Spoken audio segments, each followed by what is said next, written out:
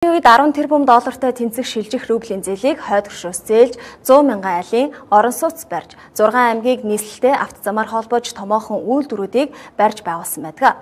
За тэгвэл сүүлийн 4 жилийн дотор энэ бүтээн байгуулалттай тэнцэх хэмжээний буюу 100 мянган айлын орон сууц барьж 9 аймгийг нийслэлтэй автозамаар холбосон байна. Өнөөдөр Монгол улсын нийт гадаад өрийн хэмжээ 14 их найт төгрөг.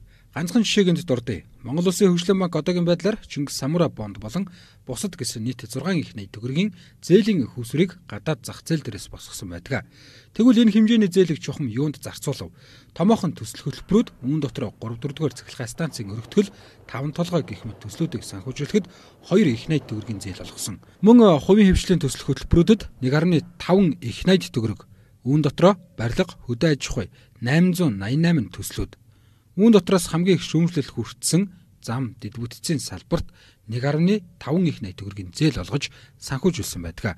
Тэгвэл зээл авч зам барьдаггүй гэх шүүмжлэл маш их яригдсан. Тэгвэл зам барих нь богино бус урт дунд хугацаанд өргөж өгөх үндэсний томоохон бүтээн байгуулалтуудын эхлэлийг тавьж байгаа алхам гэдгийг хөгжлийн банкны гүйцэтгэх захирал онцолж байгаа юм а.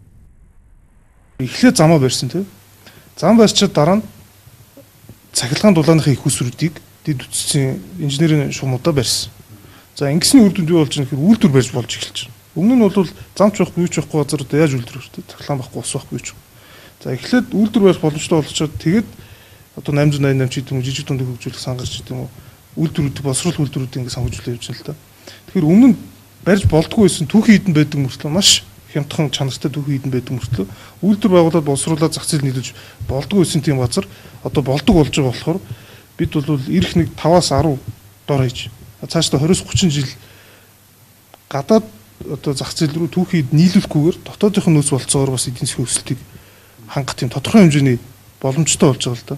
Энэ бол гол эффект нь бол богино хугацаанд энэ жил дараа жил гэдэгтэй биш 5-аас 10 жил дор хийж үр дүнгийн хар. 1992-оос 2012 оны хүртэлх хугацаанд Монгол улсын 5 аймаг нийслэлтэй хатан хүчлэлттэй автозамаар холбогдсон байдаг. Харин 2012-оос 2015 оны хооронд 6 аймаг засмал замаар Улаанбаатар хоттой холбогдож 4 аймгийг одоогоор хэсэгчлэн холбожээ. Зам дагаж хөгжил гэдэг. Харин альва улсын хөгжлийн гарц нь үйлдвэрлэл.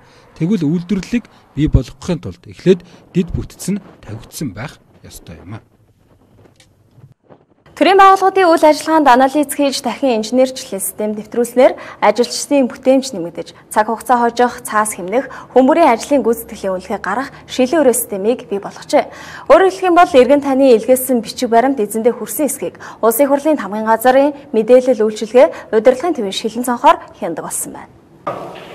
Улсын хурлын гишүүн бүрт иргэдэд хаягдсан захидал бүр энд 76 өөр цонхонд байршиж байна. Хиний цонх хоосон байгаа. Хиний цонх бичиг баримтаар дүүрсэн байгааг эндээс харахад тув тунгалаг.